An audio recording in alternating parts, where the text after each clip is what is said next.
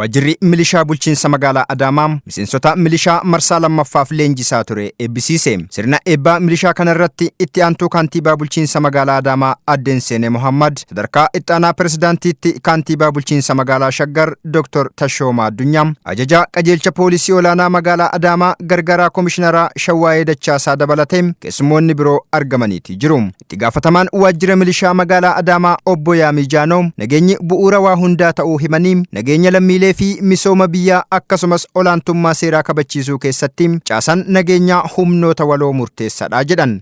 Nageenyi bu'uura waa hundaati. Caasaan nageenyaa sadarkaan jiran nageenya birmadummaa fi olaantummaa seeraa kabachiisuu keessatti gaheen isin qabdan olaanaadha. Akka waajjirichaatti marsaa kanaan milishaa 839 leenjisuuf karoorfame 878 gahumsa olaanaan leenjii xumuruu Obbo Yaamiin himaniiti jiru. Akka waajjira keenyatti leenjii caasaa milishaa marsaa kanaa ilaalchisee caasaan nageenyaa milishaa nama 839 karoora naannoon nu kenne yoo ta'u raawwii keenya leenjisuuf kan karoorfanne yoo ta'u raawwii keenya olitti nama 878 gahumsa qabuun leenjisnee eebba guyyaa har'aatiif qopheessinee jirra. Itti aantuu kantiibaa bulchiinsa magaalaa Adaamaa Addeen Seenee Mohammad osoo diinni alaa fi keessan itti aggaamamuu biyyi keenya injifannoowwan hedduu galmeessuu dandeessee jirti jedhan. Akkuma beekamu biyyi keenya Itoophiyaan osoo diinni alaa fi keessaa itti aggaamu injifannoowwan gurguddaa galmeessinee jirra. Injifannoowwan gurguddaa akka biyyaatti galmeessine fakkeenya kaasuudhaaf kabajamoo muummichi ministeera keenya osoma rakkoon keessaa fi alaa itti jiru badhaafamaa Nobel Prize addunyaa ta'e.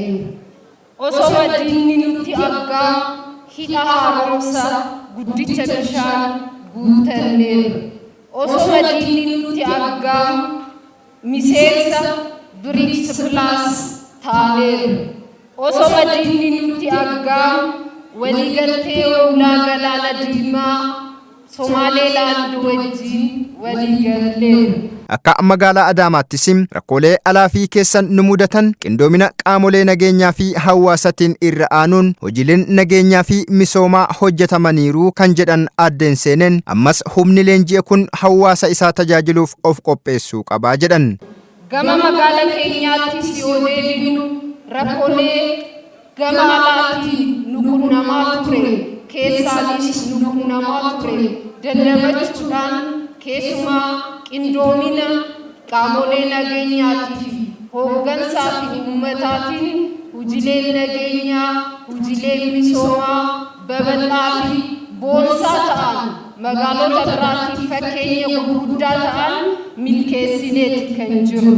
Eebbifamtoonni guyyaa har'aas carraa uummata tajaajiluudhaa argataniiru.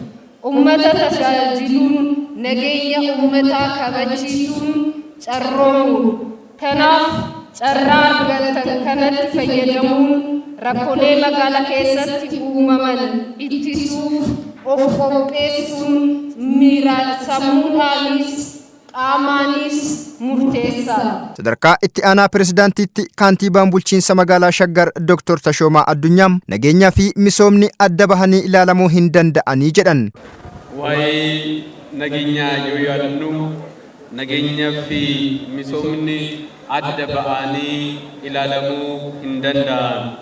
Biyyoota nageenya isaanii mirkaneessanii misooma isaanii cimsanii biyyoota Awurooppaa yoo kaasnee biyyoota Ameerikaa yoo kaasnee sadarkaa amma jiran kan ga'an nageenya waan qabaniifi nageenya wanta hundaa nuuf kennuu danda'a.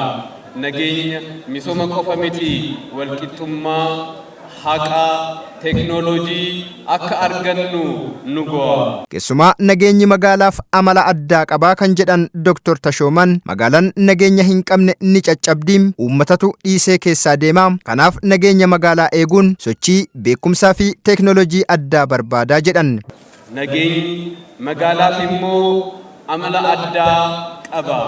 Magaalaa keessatti fedhiin adda addaa waan jiruuf, magaalaa keessatti teknooloojiin oomishamuu waan danda'uuf, magaalaa keessatti wanta baay'ee waan jiruuf nageenyi baay'ee murteessaadha.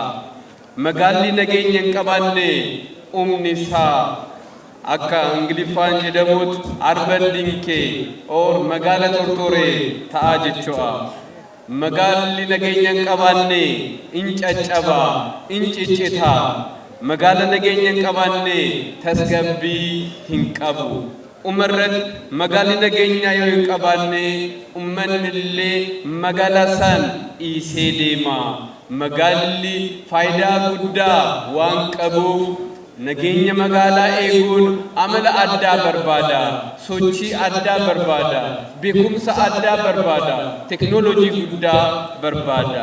Magaalaa Adaamaa giddugala industirii fi konferaansii gochuuf Smart City jennee akkuma kaane milishaa smart ta'e nu barbaachisaa jechuun humni leenjii kun nageenya magaalittii cimsee akka tiksus dhaamaniiti jiru. Magaalaa Adaamaa giddugala industirii jennee akka jalqabneetti magaalaa Adaamaa Smart City jennee akka jalqabneetti Smart milishaa nu barbaachisa.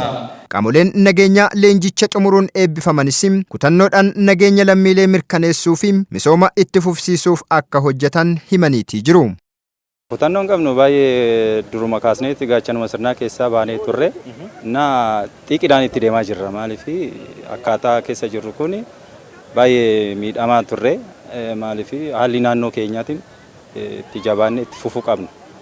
Wanta nu dura jiru wanta biyyaaf hin taane, wanta ummataaf hin taane hunda keessattuu gadi buunee dalaguu fi qophoofnetti hin jirra. Durallee dalagaatiin jirra. Ammallee marsaa lammaffaa kun immoo nu jajjabeessaa.